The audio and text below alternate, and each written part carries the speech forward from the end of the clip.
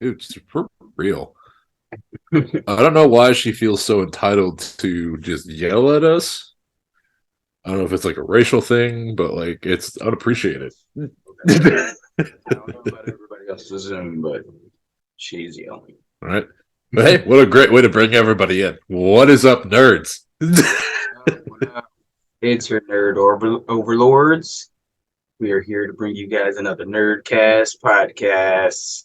So, sit cross legged on the floor like we did back in the old days and listen up. Yeah, you know what I'm saying? Crisscross applesauce. I think that's what There it is. nowadays. See, in my school, North Central Wisconsin, we called it Indian style, and that even felt dirty back then. Yeah, I think that's why they had switched it up. It wasn't Yup. the best look, you know. No, it was not. But man, it's been a minute.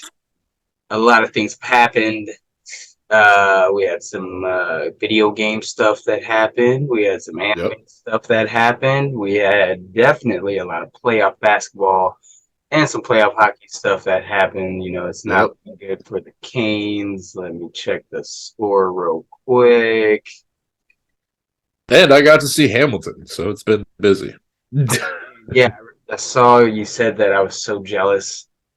It was a great performance. Truly, truly impressed. Everything about it, like the stage wise, was spot on. It was so good. Was it the original cast? Oh, if only. If Lin Manuel somehow made his way to Wisconsin for that performance, I would have made a huge deal. But nope. It was definitely all local people, and they all did very, very well. A couple people were kind of meh, but it is what it is. It's hard to beat that original cast that you see on the Disney Plus. Yeah. But what I will say is they 100% picked the right person to perform the king.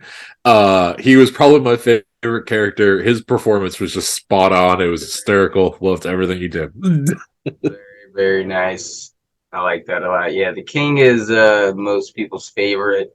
I don't know who's my favorite in the actual show.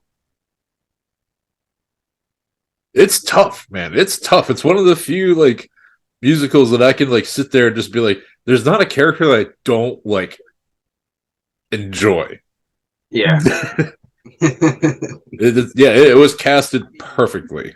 you But again, you kind of got to go with Amber, right? almost yeah. Like it's Burr, sir. Yeah, must be nice. Must be nice. yeah. The room where it happens. That's Mhm. one of my favorite songs. So good. Well, Washington, he's great as well. That's what I'm saying. Like in the Washington character here in Wisconsin, again, he did pretty good, but it like to be able like to compare to the guy that did Washington in the original show, that's Yeah, such a hard thing to compete against. I mean, so the other people on Broadway that do the show that aren't the original cast, I hear they're really good, but it's hard to nail Washington. Right. Just and also the King, and I'd imagine, but Well, like, and the fun part for me when I saw the King perform for the first time, because I watched the Disney Plus version with Tanae the 2 weeks before we went to go see it, and I realized the guy that plays the King is the same guy that plays the FBI agent, like the young FBI agent in Mindhunter. So I'm like, oh, this is so different. you should see like a compilation of like some of his stuff because he has range like crazy. Yeah, like I was truly like, oh my, it blew me away. I was like, yo, I didn't know you had this like musical side to you. Oh yeah. Like that's impressive. Also, let's not mention Mindhunters because I am still mad at them. Dude, the fact that was canceled, one of the best Netflix series they have ever produced. Yeah. One and me and my wife are still upset about it. Yeah, I'm bitter, man. Like it had so much potential behind it, but I guess Netflix just hates all of us because they're also about to start charging $7.99 for people that don't share the same IP address as you for shared accounts. Netflix. We don't need you. You need us, Netflix. You listen. Yeah, You listen. I we need the red lights. Red lights. will find you. Don't play with me that time.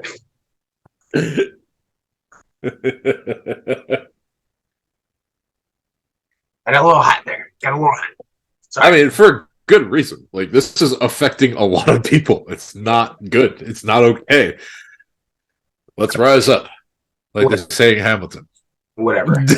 Yeah. We're good. We're good. We don't need to talk about you, Netflix. No, we're not. We're not. We're talking about the Netflix subscription crisis. I'm not going to cancel it. My son will lose his mind. Oh yeah, like they have a new Castlevania series coming out that I have to watch. So like I'm keeping it, but I'm angry still. And if I were to, I'm at least not going to until Baki comes out on July 26th or 27th.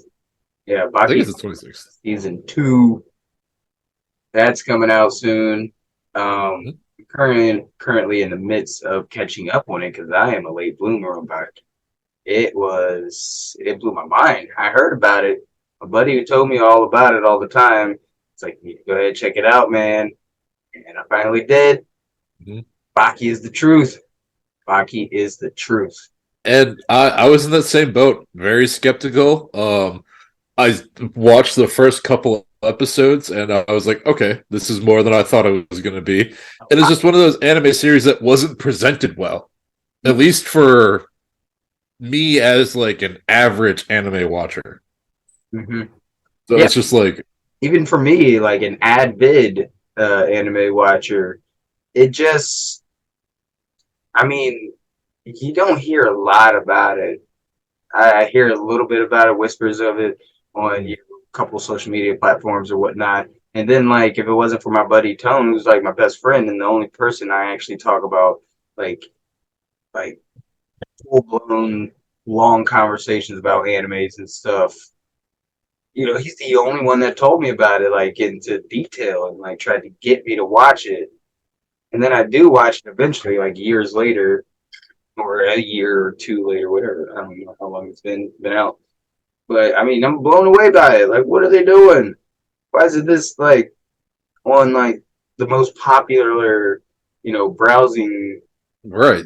list? Like we first And I think like one of the first times I even remember hearing about Baki was the same time that Megaloboxer came out, and that series took over my life for a minute.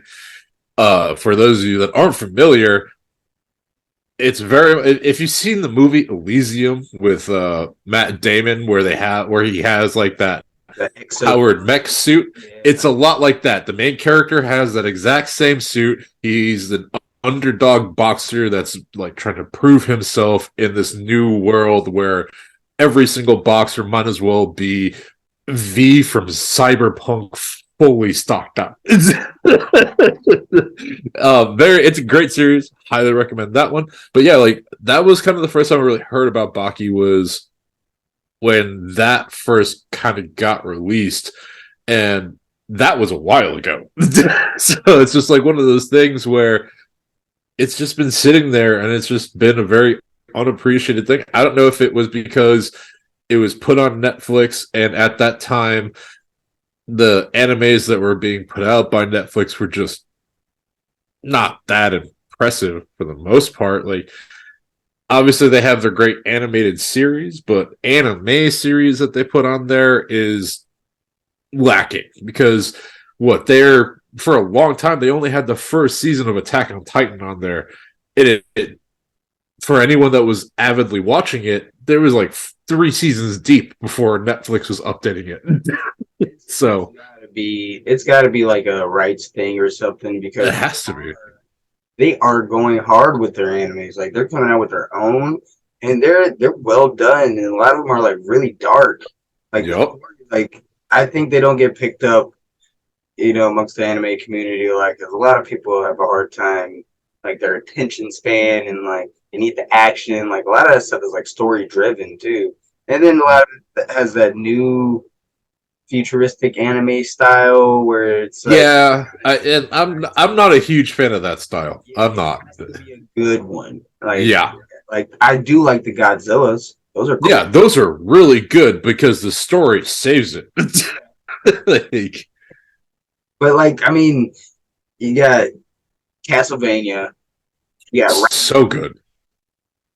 that, which is awesome. I don't know if you checked that one out, but it's similar to Baki, just straight, you know, going at it, fighting, Mm, no holds barred, man versus the gods, yeah, the earth.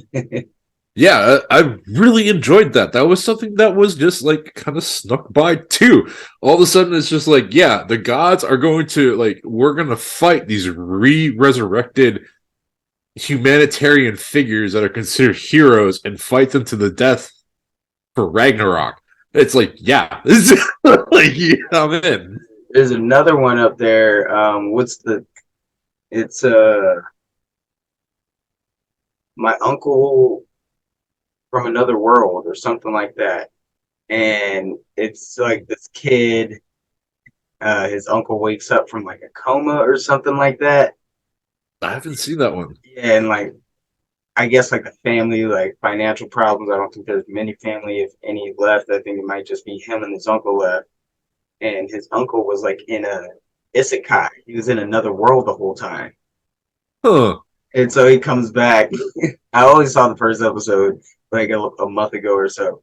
And he comes back, he's like in the bed, and he like tells his nephew about it, and his nephew's trying to tell him about, the family and then like financial situations. And it's like Right. none of that matters, blah blah blah. It's like, what if I told you I have powers? And he just puts his hand out and he says something, and nothing. Like, Like, uncle, oh. gust of wind, I think it was, came out and just blasted. He's like, what the hell? So I need to get back on that. I forgot about that one. That seemed pretty cool. Right. And I mean, like again, Netflix has done well for most of their animated anime series. It's just a lot of them. I think it's because a lot of people are kind of. I don't want to necessarily say the word purist, but that's like the feel that it can have behind it. Like for example, the Cyberpunk Edge Runner animated series, really good. You know, Like, it might be a better word because that's a good word. You didn't want to offend anybody, I guess. But no, people are purists and not yeah, even anymore. Like, I'm an anime purist, which means I just like good anime. right. Yeah, I'm kind of like a connoisseur of anime. Yeah, But like, people are gatekeepers. that's yeah, exactly. That is exactly what I was looking for. You watch your anime on Netflix? Ew, ew, get the fuck away. Yeah, like You're not even. oh, okay, Yeah, whatever. I scour the internet to find anime. I don't know right, where it comes from. If it's good, it's good. right. And I'm struggling to think of. There was a series too that was on Netflix for a long time where it had like three different iterations of uh the show where the characters would summon again ancient heroes from the past and would control them with crests on their hands. Oh, you're talking about Fate. Fate Zero. Yeah, exactly. That was on Netflix. Slept on for a long minute. Let's see, who, I can't remember the studio that does the Fate series, but yeah, I love the Fate series. One of my favorite Yeah. series out there. Yeah, and it's got so many, seasons, so many installments, and there's a couple I just realized that I missed in like 2019 or 2018 or whatever it was. And I'm about to go back and Yep. watch those. Yeah, the Fate series it'll never die. It's longer than the Fast series. Oh god, that's still a thing. They're That's something that can die. talking about That spinoffs, no, like shows. no. We don't need more. Oh man, but shout out to Baki, man. I got to that episode. They brought in Muhammad Ali and then Muhammad Ali Jr. Woo, that boy is a beast until I don't know how far you are, so I'm not gonna say what happened, but Yeah, yeah, I haven't gotten there yet. yeah, I mean, it's great, and I love the shout out to Muhammad Ali. They didn't just put him in there, like Yujiro. I can tell you this much, Yujiro. Yeah, yeah, Yeah, so Baki's dad, he's talking to Muhammad Ali, and he's like, yeah. I'm not as good as you. Why are you so interested in me? He's like, because you are a fighter. You're one of the greatest and toughest warriors this world has ever seen. You fought, for people in for black people in your country, with the civil rights movement, and you you were against going to fighting in the war because you saw the Vietnam people suffering as well. So you didn't want to contribute to, killing people and stuff like that. So you suffered all your life, you endured all your life. So you're one of the greatest warriors ever. And I was like, whoa, this is deeper than I thought they would go. Yeah, like right for a series that's solely focused on fighting. They present fighting in two great ways, where it's the actual physical fighting that everybody wants, but then they have that mental, like civil fight side that is being brought out now. It's super. It's very refreshing. It is a very nice way to make it a relatable subject, because clearly it's still something we're going through now, and I think Black culture and Japanese anime culture have kind of been hand in hand for a long time. So it's very nice to see that extra bit of reflection. Yeah. Oh yeah. It's definitely great to see that. It's really good. But then I heard, they put Mike Tyson in it too later. I haven't got Mike Tyson. Damn, Mike Tyson. Oh, Mike. So I understand you wanted to talk a little bit about this PlayStation Showcase. Yeah. Anything in particular that piqued your interest? Uh, so obviously there are the games that should be the main star of it all. But like one thing I really want to hit on, we talked about it a little bit earlier, is the way that PlayStation did their own thing and put it on YouTube was very, very smart and very, very well done.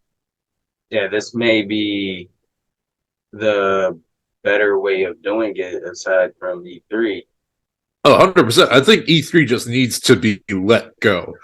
I wasn't 100% sure about how I would feel when it was going to be presented, just because PlayStation and Sony tried to do this once before and it didn't necessarily pan out as well.